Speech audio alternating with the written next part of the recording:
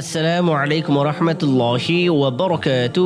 প্রিয় দিনী ভাই ও বোনেরা, কেমন আছেন সবাই? জি আলহামদুলিল্লাহ, আশা করি সকলেই ভালো আছেন। জামিলের বড় আপা ফোন করে বলেন, কি রে ভাই, কি করছিস? জামিল বলল, আপা, আমার এখানে ঝুম বৃষ্টি হচ্ছে। বৃষ্টির মধ্যে ঘরে বসে ভাবছি আজকে কি রান্না করা যায়। তাই নাকি? তাহলে এক কাজ করে ফেল। কি কাজ আপা? ইলিশ খিচুড়ি রান্না কর। আইডিয়াটা খারাপ না আপা, ঘরে তো ইলিশ মাছ নাই, কিভাবে কি করি বলো তো? থাকলে ভালো হতো, তবে সমস্যা নেই। চিংড়ি মাছ আছে না? আছে বোধ হয়। তাইলে অনটান খিচুড়ি রাঁধতে পারিস। অনটান খিচুড়ি কিভাবে রাঁধে জানি না তো। সমস্যা কি? আমি আছি না, আমি বলে দিচ্ছি। তোর সামনে কাগজ কলম আছে, কাগজ কলম নিয়ে নে। জামিল কাগজ কলম সামনে নিয়ে বসলো। নাজু আপা অনটান খিচুড়ির রেসিপি বলা শুরু করলেন। জামিল সংক্ষেপে লিখে নিল, চাল ও ডাল 250 গ্রাম, চিংড়ি মাছ 5 থেকে 6টি, হলুদ গুঁড়া, লবণ, ঘি, তেজপাতা, চিনি পরিমাণ মতো, পেঁয়াজ, মরিচ, আদা বাটা 3 টেবিল চামচ করে। 1 নাম্বার, চাল ডাল ভালো করে ধুয়ে নিতে হবে। 2 নাম্বার, চিংড়ি মাছ লবণ হলুদ মাখে ভিজে নিতে হবে।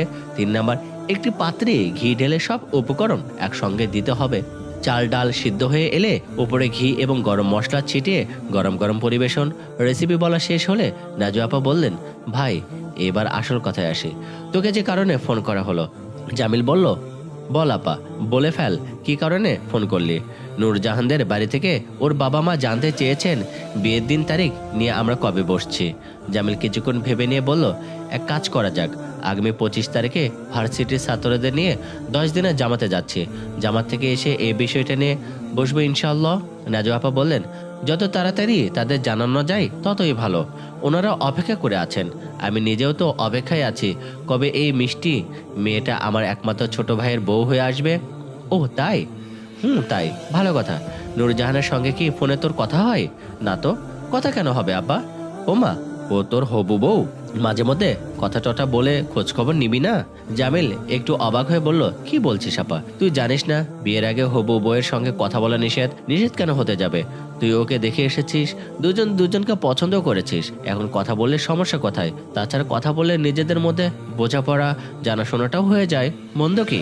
জামিল হেসে বলল, নূরজাহান তো আমাদের জানাশোনারই মধ্যে, আর বোঝাপড়ার কথা বলছিস, ওটাও বিয়ের পর হবে ইনশাআল্লাহ।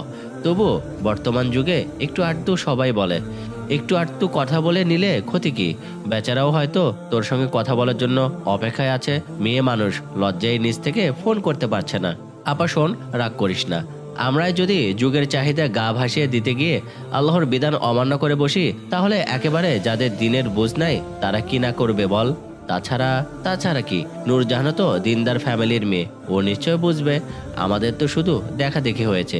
বিয়ের দিন তারিখ ঠিক হয়ে গেলেও বিয়ে না হওয়া পর্যন্ত দেখা করা, ফোনে কথা বলা চরম পাপের কাজ। কেন, তুই কি বিয়ের আগে দুলাভাইয়ের সঙ্গে ফোনে কথা বলতিস? না, একেবারেও কথা হয়নি। জানিস বিয়ের পর তোর দুলাভাই কি বলেছিল? কি? বিয়ের আগে দেখা না হওয়া, কথা না বলাতেই নাকি ভালো হয়েছে, আকর্ষণ বেড়েছে। জামিল হেসে বলল, ও নিজেদের আকর্ষণের ব্যাপারটা তো 16 আনায় বুঝছিস, আর আমার বেলায় কেন আকর্ষণ কমাতে চাচ্ছিস আপা?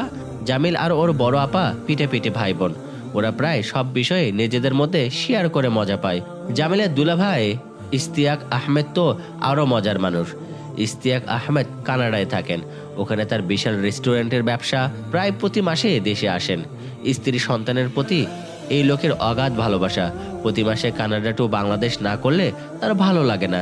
দেশে এলেই এই লোক সারাক্ষণ সবাইকে আনন্দে মাতিয়ে রাখবে, মজার মজার খাবারের আইটেম রান্না করে খাওয়ানোর চেষ্টা করবে। রেস্টুরেন্ট ব্যবসা করতে গিয়ে বিভিন্ন দেশে রান্না বান্না তার মুখস্থ।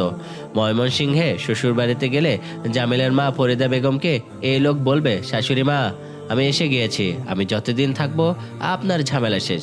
রান্নাবান্না সব দায়িত্ব আমার কাছে চাপিয়ে দিয়ে আপনি সোজা জায়নামাজে বসে পড়ুন, ইবাদত করুন, আর আরাম করে আমার হাতের মজাদার খাবার উপভোগ করুন। ফরিদা বেগম জামাইয়ের হাতে রান্না মুখে দিতে পারেন না। তার কাছে ঝাল লবণ ছাড়া বিদেশি খাবার কেমন যেন বেমজা লাগে। জামাই মানুষ কষ্ট করে রান্না করে, না খেলে মন খারাপ করতে পারে। এই জন্যই ফরিদা বেগম চোখ মুখ বুজে খেয়ে নেন। নাজু আপা দুলাভাইয়ের কাছ থেকে বিদেশি রান্নার অনেক কিছুই শিখে ফেলেছে। ওয়ানটান খিচুড়ির আইডিয়াও দুলাভাইয়ের কাছ থেকে পেয়েছে কিনা কে জানে। জামিল ফ্রিজ খুলে দেখলো ওখানে চিংড়ি মাছের কোনো দেখা সাক্ষাতেই নেই। ওয়ান্টান খিচুড়ির জন্য চিংড়ি মাছ জরুরি। চিংড়ি মাছ ছাড়া ওয়ান্টান খাওয়া জমবে বলে মনে হয় না। জামিল ওর বন্ধু মামুনকে ফোন করে বলল, দোস্ত কি করছিস? তেমন কিছু না, বৃষ্টির মধ্যে ঘরে বসে চানাচুর ভাজা খাচ্ছি দোস্ত। চানাচুর ভাজা খেতে হবে না, এক কাজ কর। কি কাজ? নিউ মার্কেট কাঁচা বাজার থেকে 1 কেজি মোটা তাজা চিংড়ি মাছ কিনে নিয়ে আয়, আমার এখানে চলে আয়, তোকে আজ ওয়ান্টান খিচুড়ি গিলাবো। খাবারের প্রতি মামুনের অগাধ ভালোবাসা। নতুন খাবারের নাম শুনলেই ওর মাথা ঘুরে যায়। না খাওয়া পর্যন্ত যেন দিনটাই মাটি। মামুন বলল, বলিস কি দোস্ত, ওয়ান্টান? বাহ, নাম শুনে ওয়ান্টানের প্রতি টান টান উত্তেজনা অনুভব করছে। ভাই তুই সবকিছু রেডি করে ফেল, আমি এক্ষুনি চিংড়ি নিয়ে হাজির দিচ্ছি। জামিল ফোন রেখে ওয়ান্টানের রেসিপির প্রতি আরেকবার দৃষ্টি বলিয়ে নিল। এই জিনিস রান্না করা খুব বেশি কঠিন বলে মনে হয় না। বাইরে এখনো ঝুম বৃষ্টি হচ্ছে। বৃষ্টি শুরু হয়েছে বিকাল থেকেই, যেন তেন বৃষ্টি না, ক্যাটস অ্যান্ড ডগ টাইপের বৃষ্টি। ঝরছে তো ঝরছেই, থামার আর নামগন্ধ নেই। মসজিদে ঈশার নামাজ পড়ে বৃষ্টিতে ভিজেই জামিলকে রুমে আসতে হলো। মসজিদে যাওয়ার সময় ছাতা নিয়ে গিয়েছিল, ভেজা ছাতা। মসজিদের ভেতরে তো আর ছাতা নেওয়া যায় না। ছাতা অজুখানা রেখে নামাজ শেষে গিয়ে দেখে ছাতা সাহেব গায়েব। আশেপাশে এর চিহ্ন মাত্র দেখতে পাওয়া গেল না। বাইরে বৃষ্টি দেখে কেউ হয়তো আপন মনে করে ছাতা সাহেবকে মাথায় করে বাড়ি নিয়ে গেছে, অথবা জুতা চোরেরাই হয়তো বৃষ্টির দিনে তাদের পেশা পরিবর্তন করে ছাতা চুরি মিশন নিয়ে মাঠে নেমেছে। চোরদের জন্য ছাতা চুরি সহজ কাজ। মুসল্লিরা মনে করবে বৃষ্টির দিনে কি আর চোরেরা মসজিদে আসবে, এই মনে করে মসজিদে ঢুকে জুতা বা ছাতার প্রতি লক্ষ্য রাখবে না। আর এই সুযোগে চোর বাহিনী ছাতা নিয়ে পগার পার হতে পারবে। জুতা চুরি হওয়ার কথা শোনা যায়, ছাতা চুরির বিষয়টা জামিলের ক্ষেত্রে এই প্রথম ঘটলো। জুতা চুরি নিয়ে একবার এক ঘটনা ঘটলো। এলিফ্যান্ট রোড থেকে 1200 টাকা দিয়ে জুতা কিনে জামিল আসর নামাজ পড়তে মসজিদে ঢুকলো। নামাজ শেষে সালাম ফিরিয়ে দেখে শুটকো মতো এক ছেলে সে জুতা জোড়া চুরি করে নিয়ে জামার ভেতরে লুকিয়ে ফেলার চেষ্টা করছে। একজন মুসল্লি এই কাণ্ড দেখে রে রে করে জুতা চোর ছেলেটার উপর ঝাঁপিয়ে পড়লো। চোর বেচারা মনে হয় এই লাইনে নতুন নেমেছে, ভালো মতো টেকনিক শিখে মাঠে নামেনি। কোনো রকমে ভুলভাল কাজ শিখেই কাজে লেগে গেছে। পাবলিকও সুযোগ পেয়ে বেচারের উপর ঝাঁপিয়ে পড়েছে। জামিলের বেশ মায়া লাগলো। সে দৌড়ে গিয়ে লোকজনকে থামানোর চেষ্টা করে বলল, আরে ভাই কি করছেন, বাচ্চাটা তো মরে যাবে, ছাড়েন না। পাবলিকের মধ্যে থেকে একজন বলল, কাকে আপনি বাচ্চা বলছেন? এ পোলা মোটেও বাচ্চা না, দেখতে বাচ্চা হলেও জুতা চুরিতে এরা পাশ করা। বলে ভদ্রলোক আবার ঝাঁপিয়ে পড়ল। জামিল মরিয়া হয়ে বলল, আরে আরে কি শুরু করলেন আপনারা? জুতা চুরি হচ্ছিল আমার, মারছেন আপনারা, ঘটনা কি? এই কথায় কাজ হলো। পাবলিক চোর পাদানো থামিয়ে দিয়ে জামিলের দিকে তাকিয়ে বলল, ও আপনার জুতা ছিল এটা? আমার জুতা ছিল। জুতা ফিরে পেয়েছি, ঝামেলা শেষ, এবার বেচারাকে ছেড়ে দিন। ওর শরীরে আছেটা কি? যেভাবে সবাই মিলে মারছেন, বেচারা তো মরেই যাবে। হুজুগে বাঙালিরা চলে গেলে জামিল চোর ছেলেটাকে নিয়ে বসলো। মার খেয়ে বেচারার কাপড় চোপড় ছিঁড়ে গেছে। জামিল বলল, কি রে, এই লাইনে কতদিন? কোনো জবাব নেই, শুধু ব্যথায় কুকরানো শব্দ। মার কি বেশি লাগছে? এত রিক্সের এই কাজে কেন নামলি? ও, আর করবি নাকি এই শেষ? না, আর করুম না। গুড, এবার শোন, ভালো কথা বলি। চুরি জিনিসটা ভালো কাজ না, পাপের কাজ। এই কাজে রিক্সও আছে, ধরা পড়লে অবস্থা ডাইল। ওহ, আর করুম না। তাইলে আগে উজু কর, নামাজ পড়, এরপর অন্য কথা। নামাজের পর জামিল বলল, চুরি তো আর করবি না বললি, তাইলে এখন কি করবি? কাম কাজ করুম। এটা ভালো কথা বলেছিস বেটা। তোর বয়স কত? জানি না, 15-16 হইব। নাম কি তোর? সম্রাট। বলিস কি, সম্রাট তো রাজা বাদশাদের উপাধি। রাজা বাদশাদের নাম ব্যবহার করে চুরি চামারি করিস, এটা তো ঠিক না। না চার, ঠিক না। থাকিস কই? পলাশি বস্তিতে থাই। দুপুরে ভাত খেয়েছিস? খাইছি। জামিল দেখলো ছেলেটা চোর হলেও মিথ্যাবাদী না। না হলে দুপুরে ভাত খেয়েছে কিনা এ প্রশ্নে বলতো, না খাই নাই স্যার, 20 টাকা দেন, 2 দিন ধইরাই না খাইয়া রইছি, লগে লগে আমার বোনডারও না খাওয়া, আরো 20 টাকা বাড়াইয়ে দিন। জামিল বলল, তুই তো বেটা সত্য বালক।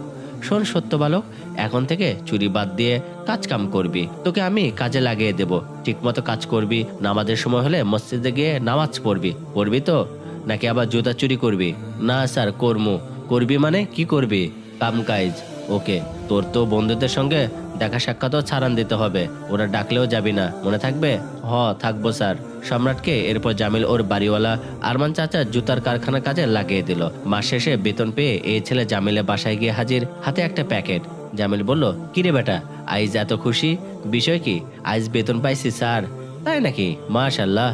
স্যার, বেতন পাইয়াই আপনার লইগা একটা গিফট লইয়াছি। জামিল অবাক হয়ে বলল, বলিস কি? আমার জন্য আবার গিফট কেন আনতে গেলি?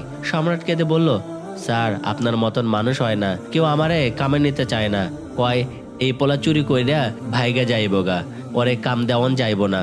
কাম কাজ না পাইয়া খিদার জ্বালায় জুতা চুরি শুরু কইরা দিছিলাম, আপনি আমারে এই আকাম থেকে বাঁচাইয়া কামে লাগাইয়া দিচ্ছেন স্যার। এর লাইগা মাই কইছে বেতন পাইয়া তোর স্যারের লেগে কিছু কিনা লইয়া যাবি।